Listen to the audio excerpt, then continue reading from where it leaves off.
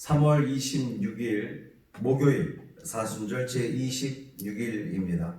오늘 하나님께서 우리에게 주시는 말씀은 로마서 11장 1절부터 6절까지 말씀입니다. 신약성경 254쪽 로마서 11장 1절부터 6절까지 말씀 함께 봉독합니다. 그러므로 내가 말하노니 하나님이 자기 백성을 버리셨느냐? 그럴 수 없느니라. 나도 이스라엘인이요 아브라함의 씨에서 난 자요 베냐민 지파라. 하나님이 그 미리 하신 자기 백성을 버리지 아니하셨나니 너희가 성경이 엘리야를 가리켜 말하는 것을 알지 못하느냐? 그가 이스라엘을 하나님께 고발하되 주여 그들이 주의 선지자들을 죽였으며 주의 제단들을 헐어버렸고 나만 남았는데 내 목숨도 쳤나이다 하니 그에게 하신 대답이 무엇이냐? 내가 나를 위하여 바알에게 무릎을 꿇지 아니한 사람 7,000명을 남겨두었다 하셨으니 그런즉 이와 같이 지금도 은혜로 택하심을 따라 남은 자가 있느니라. 만일 은혜로 된 것이면 행위로 말미암지 않으니 그렇지 않으면 은혜가 은혜되지 못하느니라. 아멘. 이 말씀 하나님 말씀입니다. 오늘 하루의 삶도 주님과 동행하시는 복 있는 삶이 되시기를 주님의 이름으로 축원합니다. 어제 말씀에서 그들이 다 복음을 순종하지 않았다 그랬어요. 하나님께서 먼저 택하신 유대인들이 복음을 순종하지 않았다는 거죠.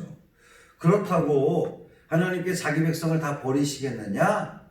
그럴 수 없다는 겁니다. 오늘 사도 바울은 그렇게 시작을 하고 있어요. 하나님이 자기 백성을 버리시겠느냐? 그럴 수 없다는 겁니다. 엘리야가 하나님께 고발을 했죠. 주여 그들이 주의 선지자들을 죽였고 주의 제단들을 헐었고 나만 남았는데 이제 내 목숨까지도 달라고 합니다. 나를 죽이려고 합니다. 그랬더니 하나님의 대답이 무엇이었습니까? 나를 위하여 바알에게 무릎 꿇지 않은 사람 7,000명을 남겨두었다. 하나님이 그렇게 말씀하셨습니다. 오늘 말씀은 남은 자에 대한 이야기입니다. 성경에서 남은 자 사상은 굉장히 중요해요. 이 원래 남은 자 사상은 어떤 이 사건 이후에 남겨진 사람들을 의미하는 말이었지만 이 나중에는 마지막 때에 하나님께서 다 불러 모아서 구원하실 그 사람들을 남은 자다. 이제 이런 이야기입니다. 이 사도 바울은 이 세상이 하나님의 심판을 받아서 다 망한다 해도 어느 시대에나 하나님의 은혜로 구원받은 남은 자는 반드시 있다라고 그렇게 믿었어요. 엘리야 시대 때 이스라엘에 7,000명의 그 남은 자가 있었듯이 오늘날도 그렇게 남은 자가 있다는 겁니다. 그러니까 유대인들이 그렇게 예수 그리스도의 복음을 받아들이지 않고 거절한다 할지라도 분명히 그 중에는 남은 자가 반드시 있다라고 하는 거예요. 그래서 하나님은 이스라엘을 버릴 수 없다라고 하는 겁니다. 그런데 그 남은 자는 과연 어떻게 선발될까요? 누가 그 남은 자가 되는 걸까요? 바울은 은혜로 택함을 받는다 이렇게 이야기하고 있습니다. 남은 자는요 어떤 율법적인 어떤 행위나 업적으로 구원의 자격을 얻게 되는 게 아니에요. 남은 자의 자격을 얻게 되는 것이 아닙니다. 오직 하나님의 은혜로 남은 자 될 수 있는 거예요. 공동번역 성경은 이렇게 본문을 번역하고 있습니다. 이와 같이 지금도 은총으로 뽑힌 사람들이 남아 있습니다. 그 사람들은 자기 공로로 뽑힌 것이 아니라 하나님의 은총을 받아 뽑힌 것입니다. 만일 그들이 무슨 공로가 있어서 뽑힌 것이라면 그의 은총은 은총이 아닐 것입니다. 아멘. 택함받은 그 남은 자의 기준이 은혜라고 하는 거예요. 하나님의 은혜라는 겁니다. 왜 그 기준이 은혜일까요? 누구도 자랑치 못하게 하려고. 또한 그렇지 않으면 이 행위가 남은 자의 기준이라고 한다면 은혜는 더 이상 은혜가 아닐 겁니다. 인간의 구원은 하나님의 은혜로 얻어집니다. 인간의 그 어떤 행위가 아닌 오직 은혜로 얻어지는 거예요. 그 은혜는 믿음으로 말미암아 얻어지는 은혜입니다. 그렇게 은혜로 구원받은 사람들은 무엇이라 고백하게 될까요? 내가 죄인인데 은혜를 받았어요. 내가 구원받았어요. 그럼 우리 뭐라고 고백하겠습니까? 주여, 내가 죄인이오나 이 죄인을 구원하신 하나님께 감사합니다. 이렇게 고백하지 않겠어요? 우리가 늘 그렇게 고백을 하잖아요. 그러니까 그 고백 속에는 감사가 있습니다. 감격이 있어요. 은혜 받은 것을 깨달았으니까 그것이 너무나 좋고 감사합니다. 그런데 만약에 사람의 행위로 인하여서, 어떠한 행위로 인하여서 구원받은 자가 되었다, 은혜를 남은 자가 되었다 그런다면 거기에는 은혜가 없습니다. 은혜가 없고 내 공로만 존재하겠죠. 구원은 전적으로 하나님 손에 달려 있습니다. 우리가 판단할 일이 아니라는 거예요. 누가 구원받고 누가 구원받지 못하고 내가 판단하거나 내가 정죄할 일이 절대로 아니라는 겁니다. 그건 그냥 다 하나님 마음이에요. 그건 전적으로 다 하나님 뜻입니다. 중요한 것은 하나님은 어느 시대에나 구원받을 사람을 반드시 남겨둔다는 사실입니다. 바라기는 그 남은 자가 여러분이 되기를 주님의 이름으로 축원합니다. 그러기 위해서 우리에게 필요한 것이 뭡니까? 남은 자가 되기 위해서는 은혜예요. 은혜로 남은 자가 되는 겁니다. 그 은혜는 믿음으로 말미암습니다.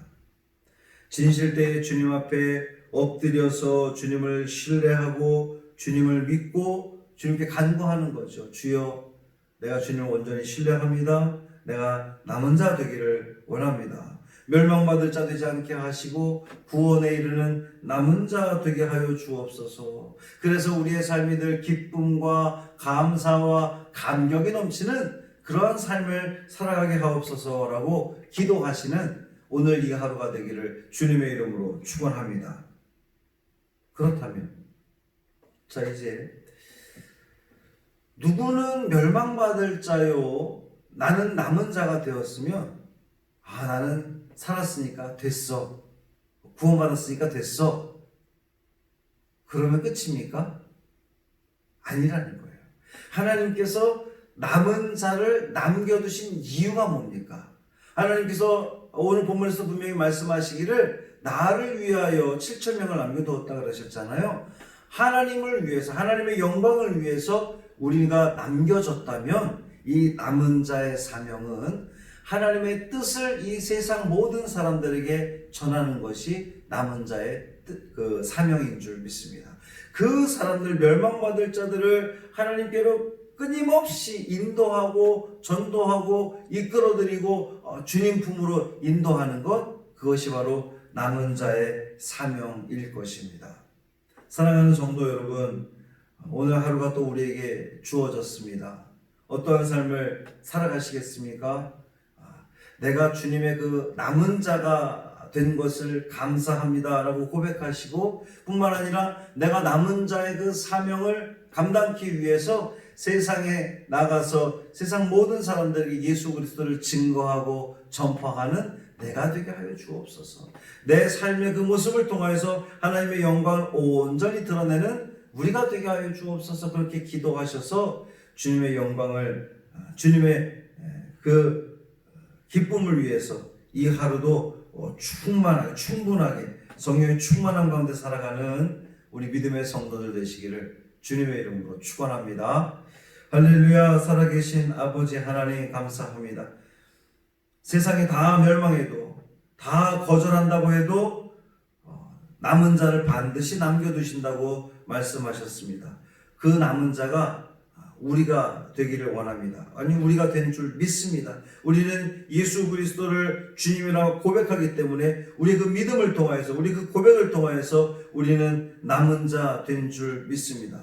이 남은 자 된 우리가 저 세상에 나가서 세상 사람들에게 예수 그리스도를 증거하며 전파하며 또 우리 그 삶의 귀한 본을 보임으로 말미암아 그들을 주님께로 인도하는 그 사명 온전히 감당하는 우리 모두 되게 하여 주옵소서. 내가 남은 자 되었으니 나만 구원받았으면 끝이다 라고 하는 자만심 갖지 않게 하여 주옵시고 안일하게 생각하지 않게 하여 주옵시고 정말 이 마지막 때에 죽어가는 그 영혼들을 주님께로 인도갈 수 있는, 그들과 함께 할 수 있는, 그들에게 가까이 다가갈 수 있는 우리 믿음의 성도들 되게 하여 주옵소서. 우리 사랑하는 성공의 식구들 어느 곳에 있든지 무엇을 하든지 누구를 만나든지 주님의 영광을 위해서 살아가는 그 모든 삶의 발걸음 되게 하여 주옵소서. 감사드리며 예수님 이름으로 간절히 축복하며 기도합니다.